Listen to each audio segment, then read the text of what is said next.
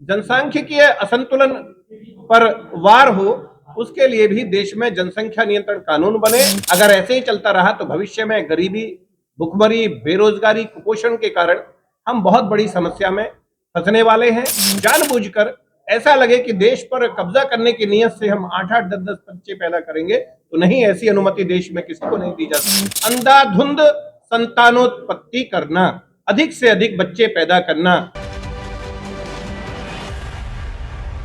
जनसंख्या समाधान फाउंडेशन, जो कि पिछले 9 वर्षों से अधिक समय से देश भर में जनसंख्या नियंत्रण कानून की मांग को लेकर अभियान चला रहा है। भारत की आबादी, भारत का क्षेत्रफल विश्व के कुल क्षेत्रफल का मात्र 2.4% है, परंतु लगभग 18% आबादी का भार भारत की भूमि पर हम वहन कर रहे हैं। अगर ऐसे ही चलता रहा तो भविष्य में गरीबी, भुखमरी, बेरोजगारी, कुपोषण के कारण हम बहुत बड़ी समस्या में फंसने वाले हैं। साथ ही साथ देश में जनसंख्या का उचित संतुलन बना रहे, जनसांख्यिकीय असंतुलन पर वार हो, उसके लिए भी देश में जनसंख्या नियंत्रण कानून बने और वह जाति, धर्म, क्षेत्र, भाषा से ऊपर उठकर देश के सभी नागरिकों पर समान रूप से लागू हो।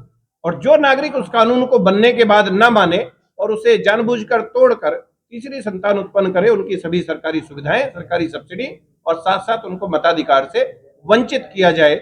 और फिर भी अगर जानबूझकर ऐसा लगे कि देश पर कब्जा करने की नीयत से हम 8-8, 10-10 बच्चे पैदा करेंगे तो नहीं, ऐसी अनुमति देश में किसी को नहीं दी जा सकती।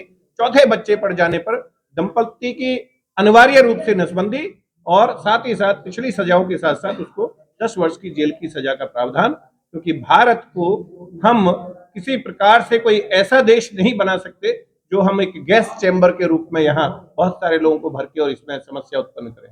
देखिए, मूल कारण खूब अच्छी तरह हमें पता है कि देश में घुसपैठ होना एक कारण है।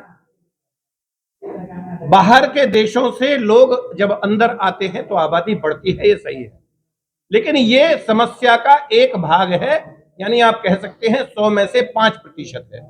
जो 95% समस्या है वह है अंधाधुंध संतानोत्पत्ति करना, अधिक से अधिक बच्चे पैदा करना, लोकतंत्र को लोकतांत्रिक तरीके से अधिक संतान उत्पन्न करके अधिक सर बढ़ाकर देश पर कब्जा करने की नीयत से अधिक संतान उत्पन्न करना, यह समस्या मूल है।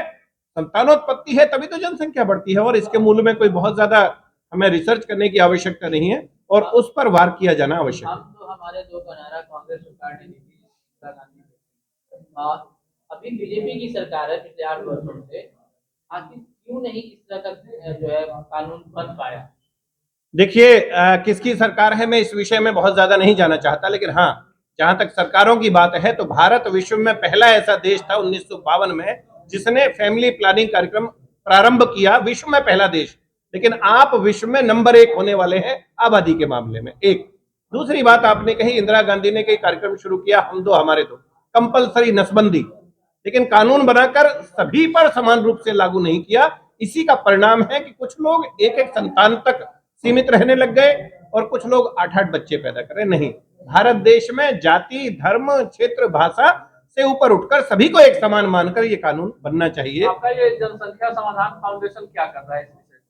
देश भर को जगा रहा है। देश के 6,54,000 गांव, देश के 754 जिले, देश के सभी राज्य, देश की पूरी आबादी को इकट्ठा करके, जागरूक करके सरकार के सामने यह मांग करवाने का प्रयास कर रहा है। अनेक बार रैलियों के माध्यम से, सभाओं के माध्यम से, डीएम के माध्यम से, प्रधानमंत्री भारत सरकार के नाम ज्ञापन देकर, पदयात्राओं के माध्यम से, जागरूकता रैलियों के माध्यम से सरकार से कहना चाहता है ये कानून बनाइए, अब आबादी को रोकिए, कानून बनाइए।